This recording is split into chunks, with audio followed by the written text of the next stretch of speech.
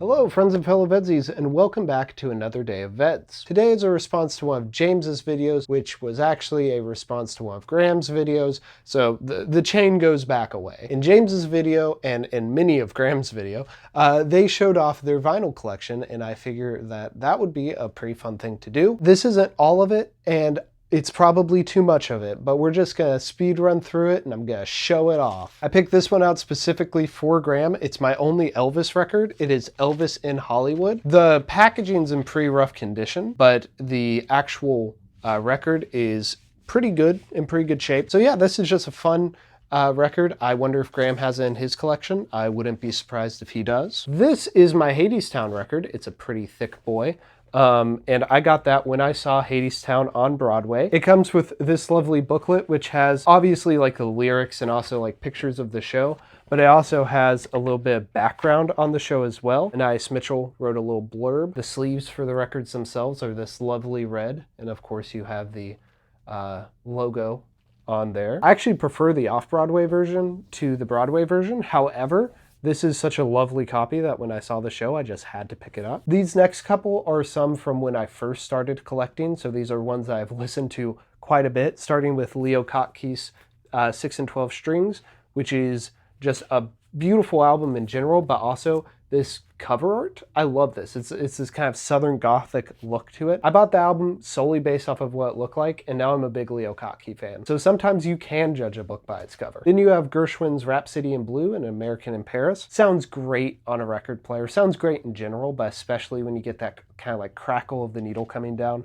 Really sets you in an aesthetic place with this music. Then this, I actually bought a whole stack of records off of a friend in college, and this was part of it. It's Three Dog Night's Greatest Hits. And you know, I don't have a ton of Greatest Hits compilations, but this is a great just sampler of all their music, and so before I was getting individual Three Dog Night albums, this is one that I would put on a lot. I also think that there was a lot of thought put into the track listing here. And then we just jump into some of my favorite albums. Vinyl isn't the primary way I listen to music. I still stream most of my music, but whenever I get the chance, I do pick up one of the albums that is just constantly on repeat so that I can listen to it on vinyl. There is Los Angeles by X. This was actually a little hard to find. X is an LA punk band, and this album was out of print for a while. This is a newer version of it when it got put back in print. Immediately jumped on it once I got the chance to have it. Next is one of my top 10 albums of all time, Zestira by Driftless Pony Club.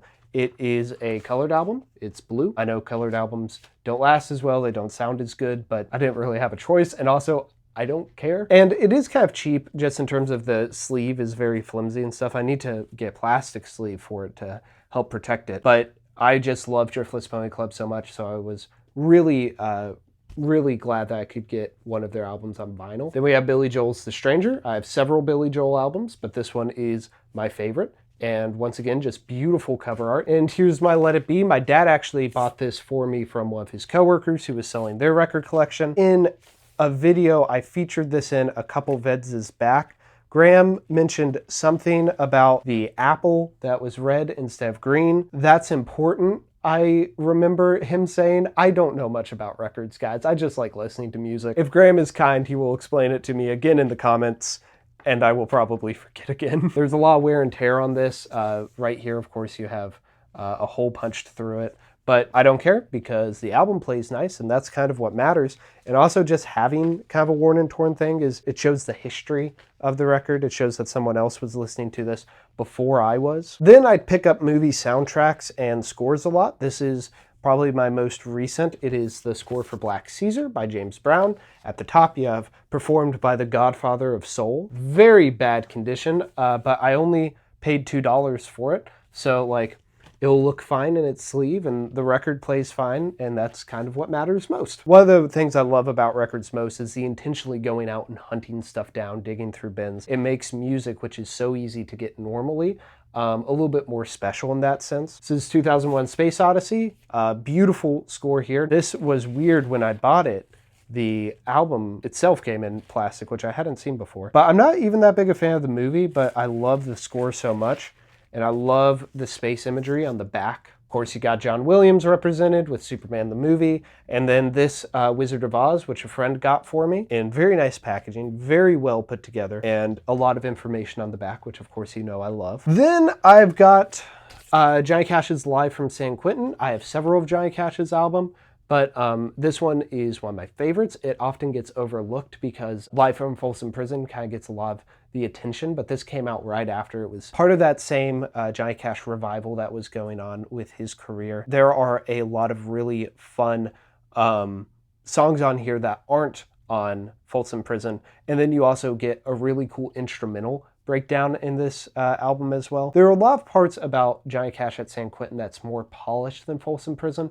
I think Folsom Prison is a better album overall, but I think this is often overlooked in Johnny Cash's discography. And then we get into more modern albums. Most of my albums are kind of old. They're often beat up because I buy them relatively cheap, but I do have a handful from newer artists like Public Service Broadcasting. This is their album Every Valley. I need to get their album Race for Space as well. For those of you who don't know, Public Service Broadcasting is a rock band that uses archival like news footage, documentary footage, in terms of Race for Space footage around the space program, and they use that to craft their music. This is a clear album, and of course, you know I love my context, so there's a booklet that comes with this. No lyrics in here. Instead, what you get, you kind of get an author note for the album, but then you get some statistics about coal mining because that's what the album is about, and you get some lovely pictures of the production of the album. You have this lovely painting on the outside, but then when you open up the album, you get this image of the closing song of the album being recorded. It is a folk song that is being sung by all these old coal miners. You get just this lovely image of them all singing. You got Doggo right there. Love it. Got Lily Hyatt's Trinity Lane. This was her debut album. Trinity Lane is a road here in Nashville, and she has a lot of local flair to this first album. Fantastic country rock star. I have a feeling with her third album, she's going to blow up. Then you've got Pamplemousse's Impossible à prononcer, or Impossible to Pronounce. This is their French album. And you've got Invisible People, which is a lovely cover as well. Which brings us to the newest albums in my collection. This is Natalie Dawn's new album, Garden View. So new that I haven't actually got the chance to listen to it. It just came in the mail. I think you can actually see that on my record player stand in some of my other videos because I put it right front and center because once I get the chance, I'm going to listen to it. And then you get the Copyrights' new album, Alone in a Dome. Copyrights were a local band from my college town. Pop punk, really fun, and once again, kind of like Lily Hyatt, they infuse a lot of that area into their songs, so it especially feels very personal. And I was able to get this at a local record shop in my college town, so I'm supporting local band at a local record store. And then I've got some 45s. These are the ones I listen to the most. Got Tina Turner's We Don't Need Another Hero from Mad Max. Great song. We have Survivor doing Burning Heart for Rocky 4. Burning Heart, kind of better than Eye of the Tiger. Middle school me would not like hearing that, but it's true. And then we have Jack White and the Electric Mayhem doing You're My Sun, or You're the Sunshine of My Life.